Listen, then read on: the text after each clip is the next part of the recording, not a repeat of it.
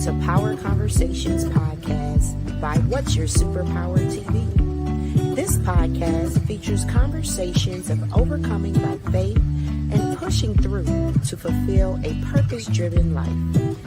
This podcast is hosted by CEO and best-selling author Nadia Francois. Welcome to the broadcast. Hello, everyone. Welcome to Power Conversations Live.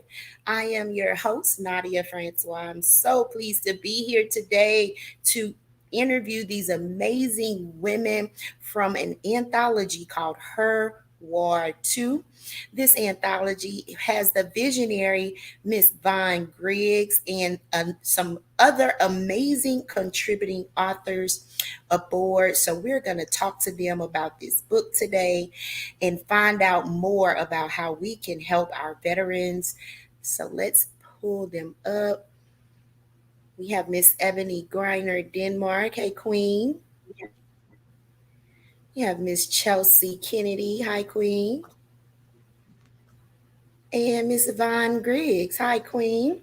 Greetings. Yes, so I'm going to start with Miss Ebony. Miss Ebony, go ahead and introduce yourself to our viewers. Hello, everyone. I'm Ebony Mark. I am one of the contributing authors in Her War Too, Volume 2, Trials, Triumphs. Little background, I'm a Navy veteran. I did 14.5 years, medically retired out prematurely, but loving the veteran life.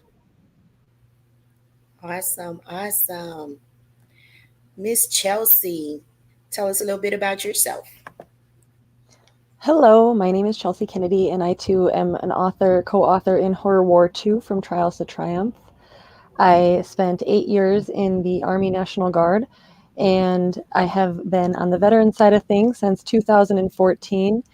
And I'm excited to be here advocating for my fellow veterans and on that path that really is just uncharted after you leave the military. Love it. Thank you so much for being here. And finally, Miss Von Griggs, a visionary. Greetings, everyone. Yes, I am the visionary author of what I've been told is now a movement. This is our volume 2, and we successfully achieved number 1 best-selling Amazon authors for the second time. So we're 2 for 2, and it's great to be here. Thank you for hosting us, Nadia, and the concern that you have in supporting our female veteran sisterhood. God bless you. Yes, ma'am. And Miss Vaughn, while I have you up, will you go ahead and give us a description of the book and what brought you to creating this anthology?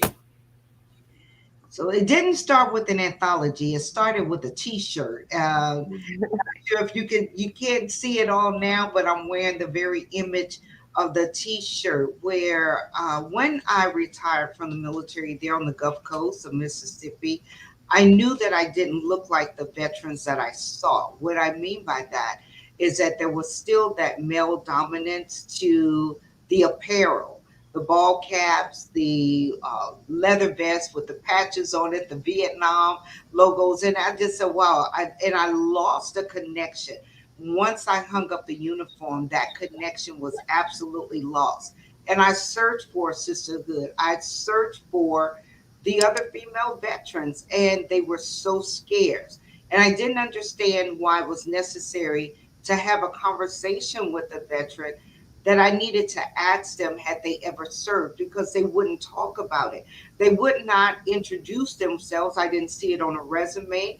They could tell you that they were mom, grandma, pastor's wife. They told you all of their career, where they lived, etc. But unless you asked a female if she had served, she didn't offer that information. And so the T-shirt started, Her War Too, which gives symbolism to all of our branches of the military, well, except Space Force, because Space Force hadn't stood up as its own command once I created the logo. So we have all images of our United States Armed Forces, 4 generations of women in the logo, and 4 different branches of service. And so that's where it started with the shirt. And then once the shirt got out, people started asking more. And I said, so well, I was in 5 anthologies, including one of yours, Eris. And again, women didn't talk about the sisterhood. Along those 5 anthologies, I was introduced to other women that were military. They had a military background. Some were even spouses, some were dependents. And so then I saw that they were also dually married to military members, but they didn't talk about it.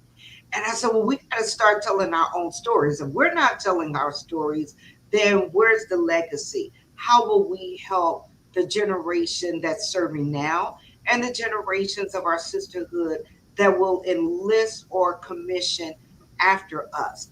So that's where that ignition came from, that, I got to pull them along. They're out there. I know they're present. I know that they've given great contributions and sacrifices, and the world needs to know from our voices. And let us tell the story while we're able to speak the story. So thank you for asking. You are very, very welcome. That's good. I love the way that you came about with the shirts. That was my first time hearing that part. So wonderful. All right. So now I want to ask your contributing authors, what made you decide to go ahead and tell your story? Miss Ebony, you can start us off.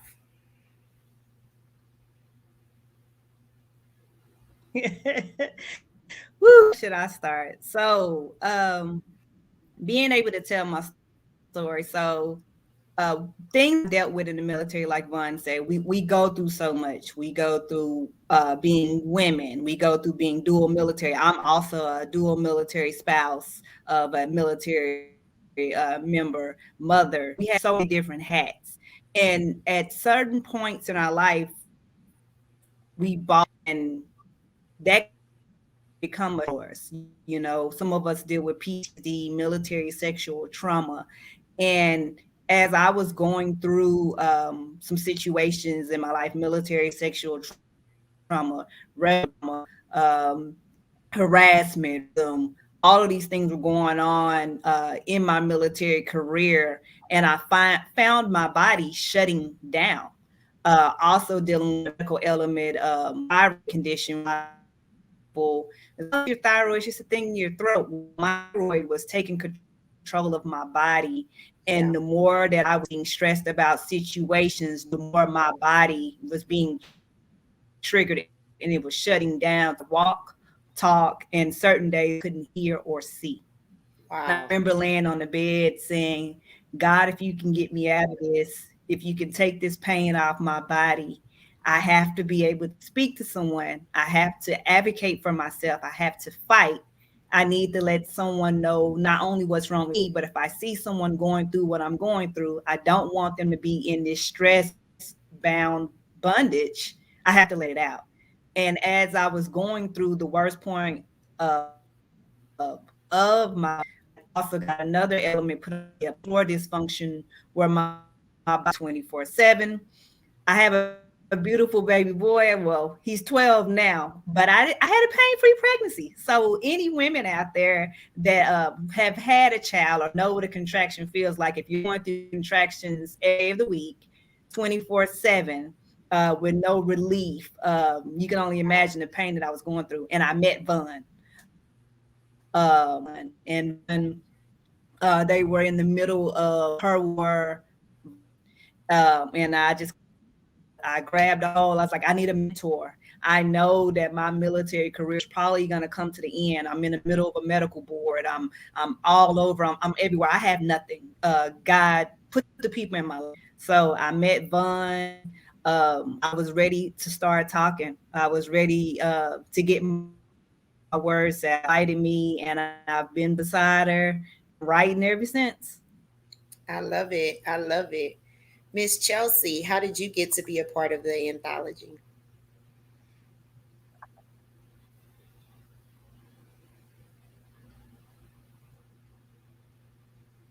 Unmute, Queen. Can you hear me now? Yes. Awesome. Miss Ina Johnson Myers, who's another co-author in the anthology, she found me as I was going, or I found her. God brought us together when I was in the middle of a divorce from my children's father, who is also an Iraq veteran. And she's like plugged me into this Her War Too on a Clubhouse app that we meet on Saturdays for an hour to just talk about different things. And I couldn't tell you the topics that were talked about, but I needed to hear them every week, right? And these women, all strong, coming together, um, poured so much into my life, and I was just listening. And then Vaughn asks me to come up and talk, and I'm like, I don't know what I have to say, but I had things to say, apparently. Yeah. And it was about a year of that, and she was getting ready to do the author call for volume 2, Her War Too. So I went around to every female veteran that I know, asking them, because they had served overseas. I had not. I was in the National Guard. All of my duties were stateside, and my military career was cut short due to military sexual trauma as well. And um, Vaughn called me to speak about that for the first time. I had talked about it in therapy, but I had never talked about it publicly. And after getting nobody to come in and say, hey, yeah, I want to write about my military career, Vaughn sent me another email asking if I was going to do it. And I said, okay, I'm going to do it. And I was caught off guard because my having not deployed, I had carried a big shame piece of that. Had not finishing my career, I had carried a big shame piece of that. And I didn't really know that I had much to say. But I did know that my story was not unique, and that if I was able to write and give voice to a story that so many others could relate to, maybe it was worthwhile writing. Absolutely. I love it. Oh, that's so good. So good. All right, ladies. I also want to know, what special message do you want to deliver to other veterans and female veterans through your work in this book? And we can, Chelsea, you can go ahead and continue. Okay, can you hear me? Because I had muted again. Yeah. All right. My exit from the military, I had, that career aspirations to put 20 years in commission as an officer. When I decided to step down and pursue my mental health because it wasn't there after getting sober and having all those traumas come flooding back, I felt shattered. But I knew from deep down inside that I'd always get back up. I was in my early 20s, and there was just no way that I was going to be held down for the rest of my life over this event. I didn't know how long it would take me to recover. And it never came as fast as I wanted it to. But I continued to put one foot in front of the other, finding resources, and there are a plethora of them, and being vulnerable and asking for help, even when I felt like I didn't deserve it. There were so many resources, and there are so many resources available to veterans that I have had really the opportunity to take advantage of, that has supported me in my recovery. And being a voice and sharing that with another veteran, saying, hey, I've tried this. Is that something you're interested in? Or just sharing my experience and saying, how can I get you to the resources that you resonate with, is my heart and passion, because I know that my brothers and sisters are coming back from overseas and they need the support. Our veteran suicide rate, we're all aware of. And my heart and passion has come through yoga, as I decided when I was in treatment that if I had this diagnosis of PTSD, I needed to have not a very stressful job. And doing the research behind yoga and how it was helping people with PTSD and even TBI, it seemed like a least stressful job that I could transition into. And through breathing practice, mindful movement, and meditation, bringing people into a space where they can feel at ease and be in that rest and digest nervous system versus that fight or flight nervous system all the time. Yeah. That's what I work on for myself, and any opportunity that I get to share with somebody else to be able to do that, I'm honored, really, because I grow in that too, right? I can only keep what I have by giving it away. And God's so good, right? I can't share enough, and He teaches me through it too. So maybe I'm a little bit selfish in it, but I know it works. So I'm happy to share it with people who are interested, and really just giving light that there is an opportunity to recover from the things that happen in our lives. And if I can do it, somebody else can too.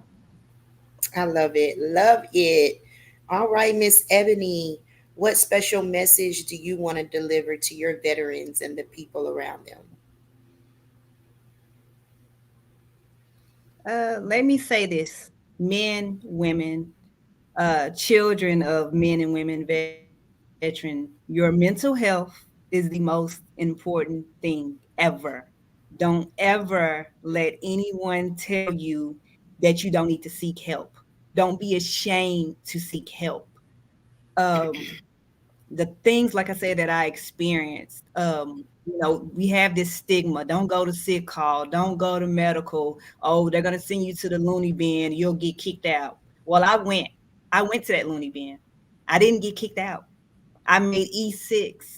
I made 5 more glorious years, but I continue to stay on top of my mental health. There's resources there. Plug in, find somebody. The more you open up your mouth and speak to one another about an issue you may be dealing with, it could be the smallest thing. Those small little molehills can turn into huge mountains in the blink of an eye, especially when you got other situations going on that you're not aware of. Like I say, I didn't know that the thyroid could control my mind. It can make you a whole different person. It can make you have a out of body experience. It's just not the hot and cold chills and it's everything. And if not properly treated, you can end up dead, in a mental facility, in the hospital. I went through that too. I had a thyroid storm. I was in ICU during COVID period on my deathbed, trying to figure out, hey, I'm taking my medication, but it just ain't working. What's wrong with me? So advocate for yourself, advocate for your friends, just the small things, even if it's just showing up with taking them, a veteran, and they say they got benefits, take them to the VA, pick up a pamphlet. I travel with pamphlets on me now. I mean, I'm a few months, but I still keep resources. VA.gov, plug in and advocate. Your mental health is the most important thing. Yes, yes, absolutely. And Miss Vaughn, will you please chime in on your message that you want to deliver to the veterans? Oh, wow. I can say ditto. This book and the first book, well, this book has more. We presented four and a half pages of resources. Right? Wow. Not only our stories and the transparency of what we dealt with, right? But also links and resources so that no one's, because there are people that are suffering in silence, women and men, right? Yeah. If you get the book, download the book. It's still on Amazon, $1.99. Go to the resources, and the resources have links. They can click into the link and immediately get connected. And I won't say that the search of resources are always easy. Why? Because in the United States and abroad, the resources are provided differently. Mm. Not every installation or not every county or state is as progressive as others are. If you're in a more rural area, then you may not have access to those resources. So there are multiple links, multiple phone numbers that are available, and they're toll free phone numbers. And you might get someone in Washington, D.C., and you're in Arkansas, or you're in Tennessee in a rural area, and you get connected to someone in California. Hey, don't let that stop you, because they can connect you where you need to go. So that's a key thing, being willing to ask for help, which we don't often do. One of, and I would say this for all of our branches of military, you're trained to have strength, to have courage, to have valor, being women of valor. But what they don't train us is how to say, hey, I need a retreat. I need help. You had to be told when you needed help, right? Wow. So that is something that we often deal with. We struggle with. Hey, you're okay. You're good. I'm good.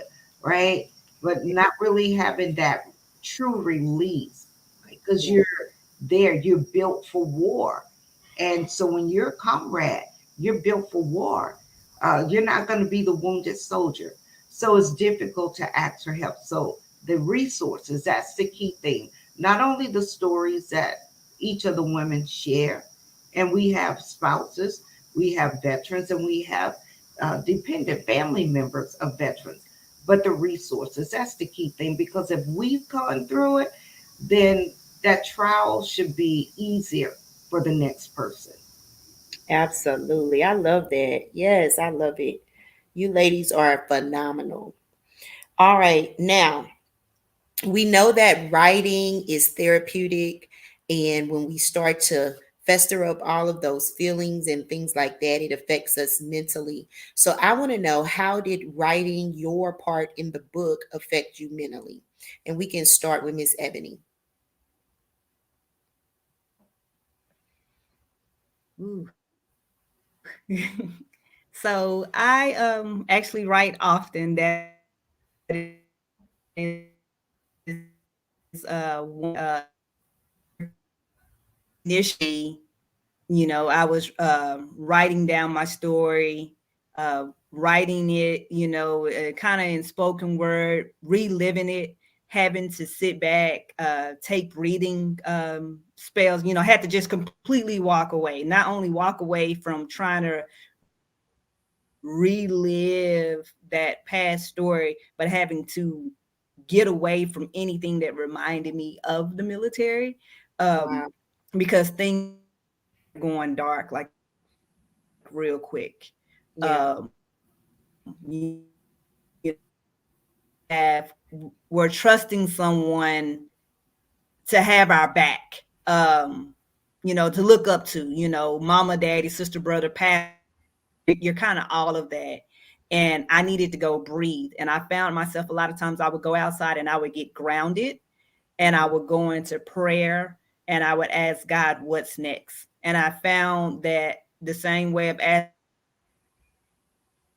the book was the same thing that I have to do in my life, that I've done in my life, every step that I've taken, whether it joined the military, once it was time to get out of the military, my transition, completely walking away and giving it to God is what got me through this book. Love it. All right. Miss Chelsea. In writing this book or this chapter, a lot of emotions flooded. And yeah, there was a lot of breathing practices. I'm a full-time RVer, so I actually wrote my piece lakeside on a picnic table out underneath the sunshine. And there was times I got up and walked around and it was just like feeling that sun on my body and being like, I am still here. Um, it made me very aware of the parts of myself that still had to heal from that event or the events and the things that ensued after those events, because my life kind of spiraled out of control and I didn't even know that it was spiraling out of control. Um, just trauma begat trauma. So I got right on the front foreplate of, hey, Chelsea, this is what you still have to work on. Um, but through it all, faith over fear. It's a really easy mantra, and it's it sits with me very well. It's like, okay, faith, that these are the words that need to be spoken. It's okay to say this. And the encouragement that came from the sisterhood of these women, that strengthened my mental health more than anything, because so often, so in the military, I was the first female in my unit. So I didn't have any battle buddy female support.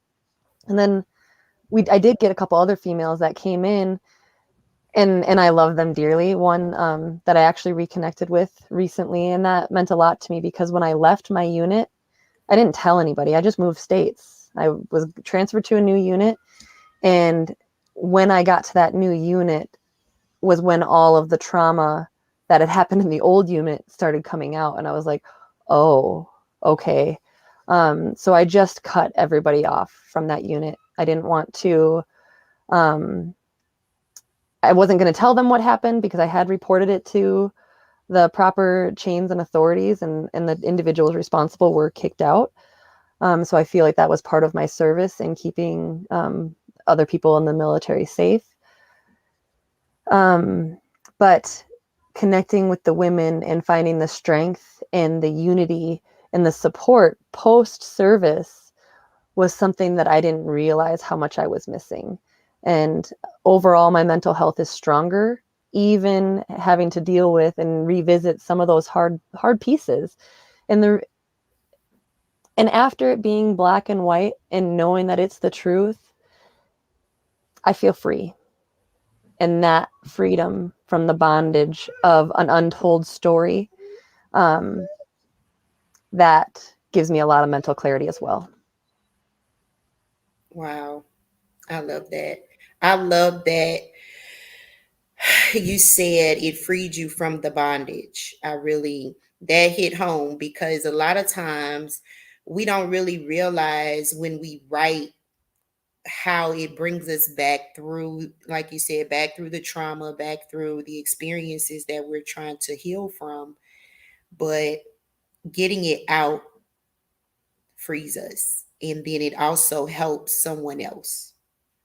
So thank you, ladies, for being brave enough to tell your stories. And Miss Vaughn, did you want to chime in on that question? Well, I got so caught up in the answers. Oh, right. I'm getting so moved over here because I've gotten the opportunity to learn each of the women. Well, you're a visionary yourself, and you know what it's like when you're talking with them one on one, right? Yeah.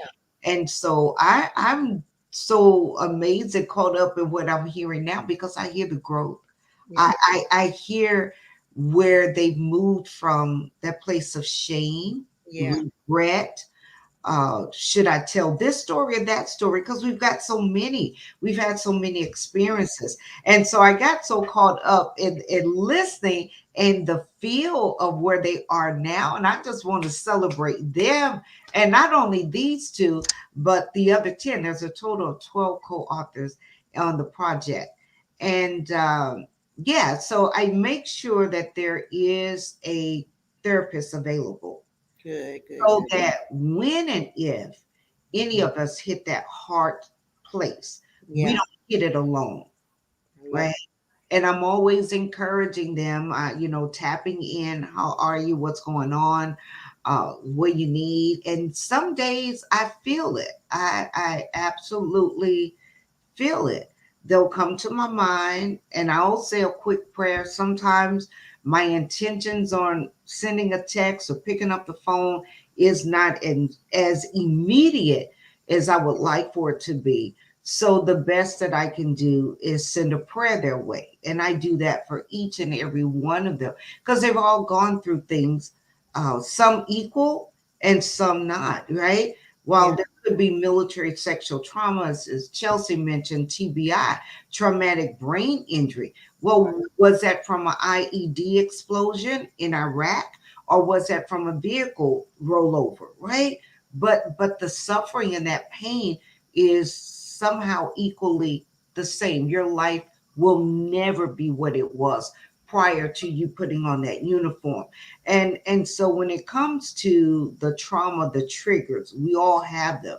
And what I like about it, Nadia, is we better understand it. See, we're women first. We were Yeah. little girls first before we raised our right hand.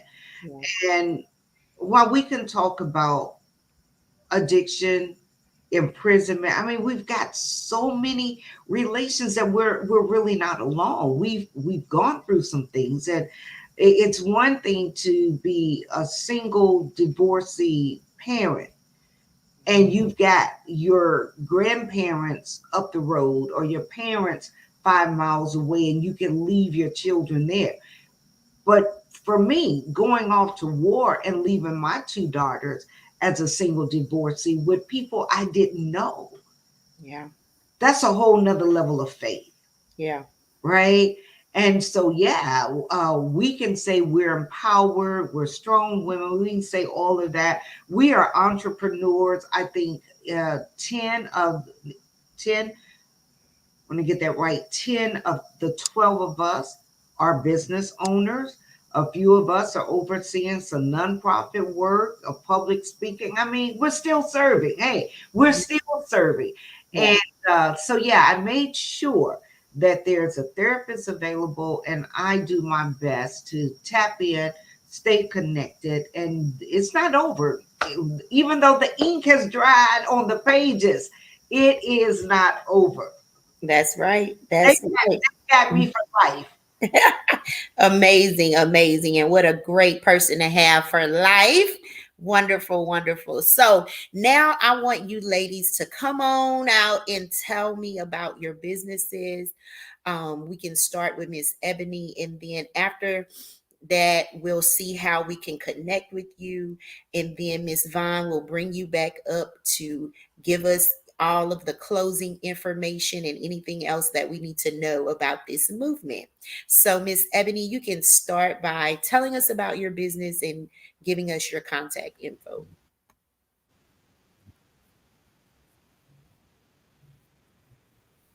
Well, right now I'm actually in process and working, still gathering everything to get my business going. I got married also in the middle of this whole book ordeal. Uh, Okay. so Congratulations. you know how that is. You still got to update. Thank you. Still working at peace, but in the military, I was an electronics technician by trade. I started out, I've been working on cars since I was 4 years old, natural gift that was enhanced by my father, who also was a veteran, that he helped enhance by teaching me how to work on cars. So currently in my neighborhood, in my community, I normally seek out elder or women, anyone who can't really afford the repairs through a dealership. And I offer my services to help repair small engine repair, small electronic repair. I also do electrical work inside the homes, anything I could put my hands on. In the military, they would have called me a twidget. So I way, and I'm also working at a company with a group of veteran, mostly men, as a calibration tech to stay sharp on my skills. But once everything is up and going, you can find me at Facebook, Ebony Griner Denmark.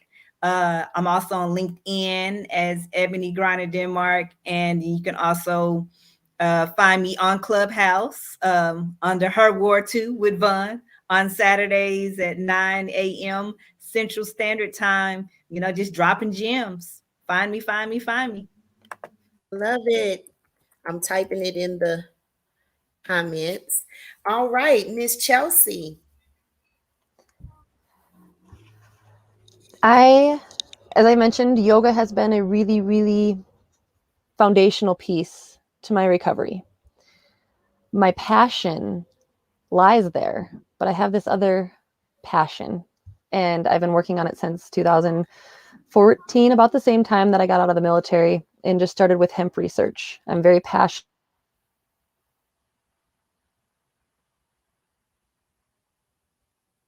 Oh, she froze up.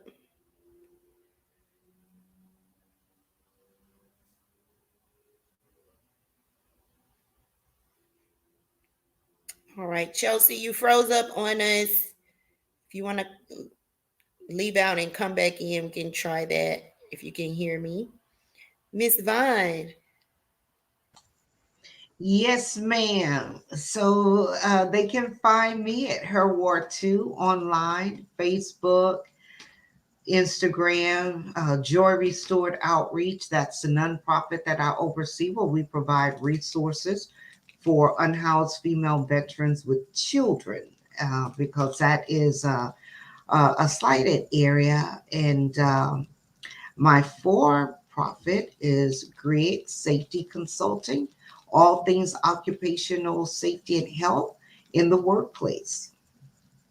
Awesome, awesome. You have a website? Yes, Griggs Safety Consultants.com and joyrestoredoutreach.org. All right, I think Chelsea is coming Link, back in. LinkedIn, Facebook, any of those, they can find me by my name as well. All right. It let me come back.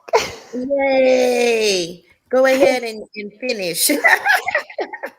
Oh, so my passion is hemp, industrial hemp, and I've been researching it since 2014. I've written a grant for continued research, but the problem is that there's never been funding because of all the political red tape, even with hemp falling under the USDA instead of the DEA.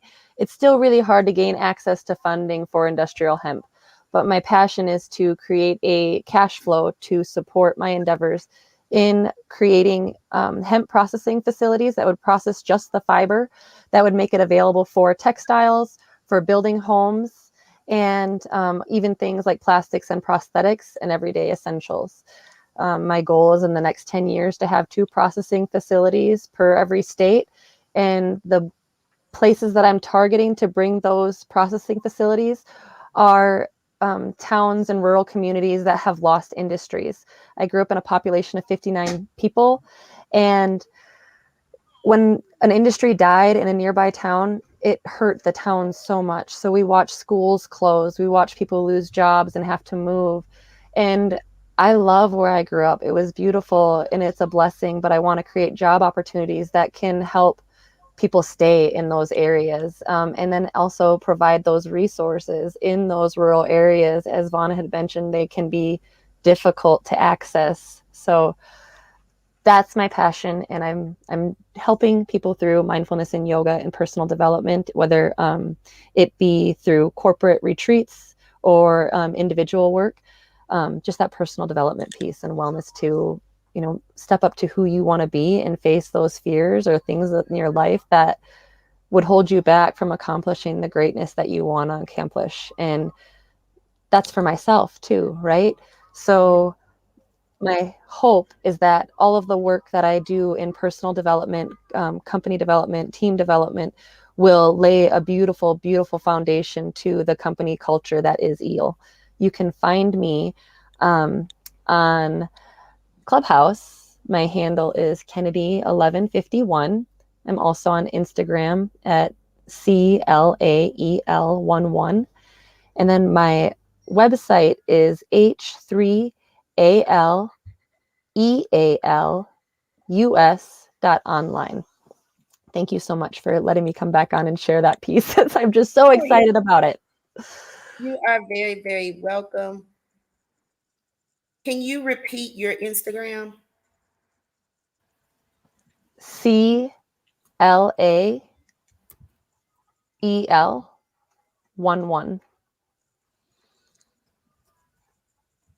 All right, Chelsea, thank you so much for that. Now, Miss Vaughn, you can come on and give us all the details on how do we purchase the book, what you have coming up, and if there's anything else that our audience needs to know. All right. You can purchase the book by going to Amazon.com, type in Her War Too. You'll also have availability to purchase volume 1 and volume 2. The ebooks are still posted, but hey, you want the hard copy. Now, if you want to get the hard copy signed, look at the cover on the book. choose either of our represented co-authors. They would love your support. Hey, it doesn't have to be me, doesn't have to be by me, but what you can get is an autographed copy. And if you want to do the ebook first and say, which one of these ladies do I want to ink my cover, right? You can do that as well. They would love to have your support. What do I have coming up? Well, I'm kind of taking a little downtime, getting some rejuvenation after this project. But we're going to launch again for Volume 3 in the beginning of the year. So if you are listening, you're watching, you are a female veteran, or you're a family member of a veteran, please share it out. They can find either of us. You can find me again, Von M. Griggs, on all social outlets or Jewelry Store Outreach. If you would like to be a part of Volume 3. In March, Women's History Month, I will host an online event. And in June 12th, 2023, we're going to celebrate Women Veterans Appreciation Day in my state, my home of record, St. Louis, Missouri. Each year, we're taking the retreat to a state that has not yet signed the proclamation honoring our day. Yes, we have a day, June 12th, 2023, retreat, St. Louis, Missouri. That's what I have on the calendar right now, Nadia. And you know what? Girl, that's plenty. Yes, it is. Yes, it is. Well, thank you so much for joining us tonight, everyone, featuring these amazing authors, Her War Too. Make sure you connect with these ladies and any of the other 10 authors. We have had a previous broadcast with some of the other authors there. Another wonderful, wonderful interview. So make sure you go back and catch that replay.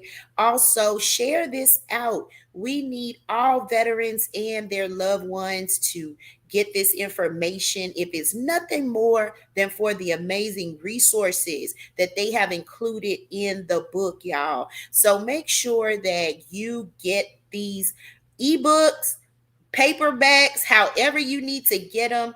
Reach out to these ladies. Get on Amazon, Her War Too. You can get Volume 1 and 2. And coming up next year, Volume 3. So make sure you look out for Miss Von Griggs and her team of veterans. She is doing great things. She has gotten June 12th as a national holiday. Well, I don't want to say, is it national?